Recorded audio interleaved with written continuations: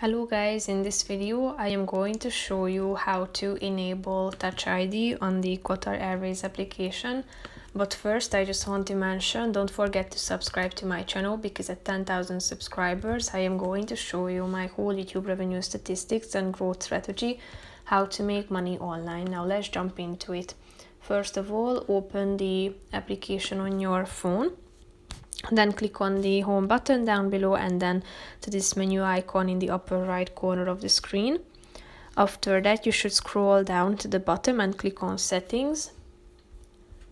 After that, you should tap on the enable Touch ID button and then use your Touch ID to turn it on.